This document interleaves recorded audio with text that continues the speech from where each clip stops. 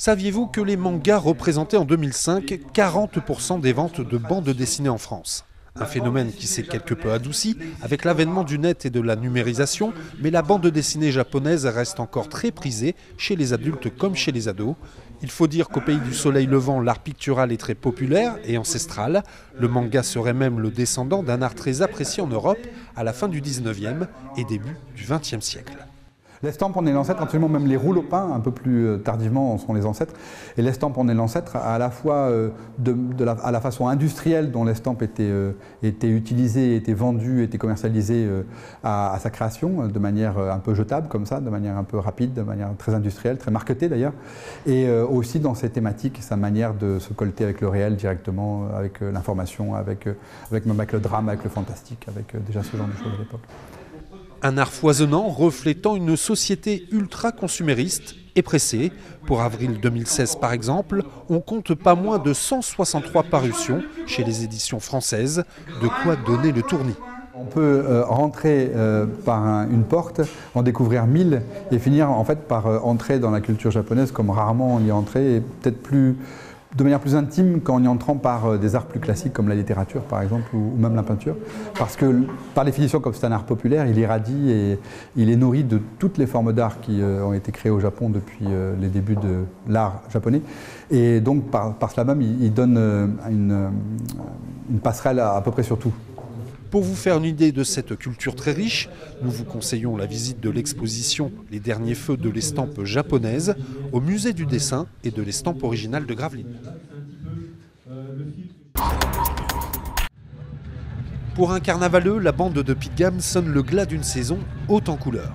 Alors les masques de toute l'agglomération et les habitants du petit village flamand se réunissent depuis des années en chapelle improvisée, dans la commune ou chez les particuliers, bien souvent autour d'un barbecue, le résultat sûrement du retour du printemps.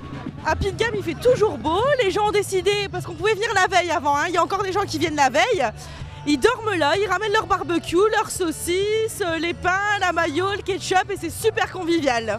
Imaginez que Pitt Gamme voit sa population quadruplée pendant 2 jours, avec quelques désagréments pour les non-initiés. La coutume aurait pu disparaître, mais voilà. On a résisté parce que c'est tellement convivial et puis on a été plus fort que la mairie, on a été plus fort que toutes les lois et voilà, on résiste, on est là et comme vous voyez, il y a du monde, c'est formidable. Chez Anaïs et Stéphane, même ambiance, on a mis les petits plats dans les grands, apéro, saucisses et convivialité. Le jeune couple attend une 50aine, voire une 100aine d'amis, une véritable organisation. Déjà, ça va peut-être pas tous arriver en même temps. Et puis même si ça arrive en même temps, on fait en sorte que tout se passe bien et tout le monde s'amuse et tout le monde boit un petit coup. Et ces carnavaleux ont vécu très certainement l'une des plus belles bandes de cette saison 2016. Un très beau soleil, un beau petit apéro. Il y a un grand barbecue avec tous les amis. Et la famille. Il ne reste plus que 8 mois d'attente pour les plus impatients, le temps pour certains de parfaire la notion de barbecue. Pensez avec le cœur, mais surtout pensez au cœur, c'est la philosophie de la Fédération française de cardiologie. Chaque année au printemps, l'institution organise le parcours du cœur, une piqûre de rappel sur les risques cardiovasculaires souvent liés à quelques excès, comme le tabagisme, un taux de cholestérol élevé, le diabète ou encore le surpoids. Afin de prévenir tout danger, il est donc conseillé de bien s'alimenter et faire du sport. De la marche quotidienne suffit. À l'auberge, les habitants en sont bien conscients. Une 40aine de personnes a participé à la marche de 7 km ce dimanche. L'objectif, c'est je m'occupe de mon cœur, j'aime mon cœur et je participe à cette marche. Nous avons mobilisé les habitants par des documents dans leur boîte aux lettres et avons la participation active du Dynamic Club de l'Auberge. La municipalité s'inscrit pleinement dans cette politique de la pratique sportive et participe au financement d'activités auprès des écoliers de la commune.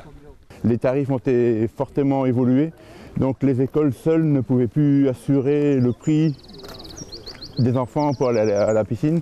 Donc la commune a souhaité aider les écoles afin d'offrir au moins 10 séances de piscine par enfant pour l'apprentissage de la natation.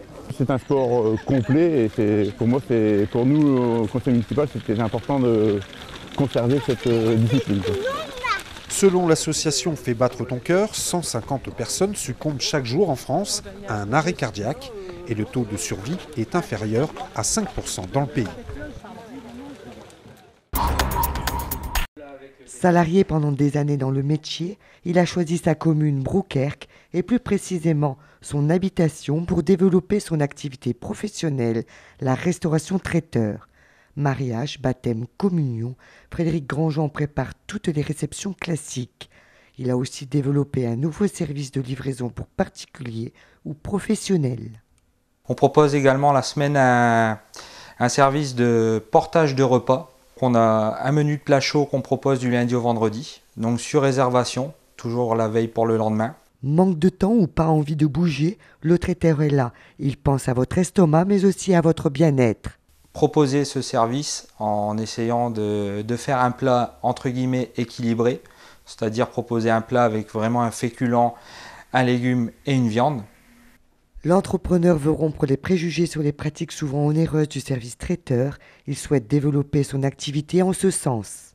Tout ce que je sais, c'est que tout ce que je propose, c'est d'essayer d'avoir des tarifs les plus convenables, avec des quantités en conséquence et un rapport qualité-prix qu'on essaye le plus bas possible.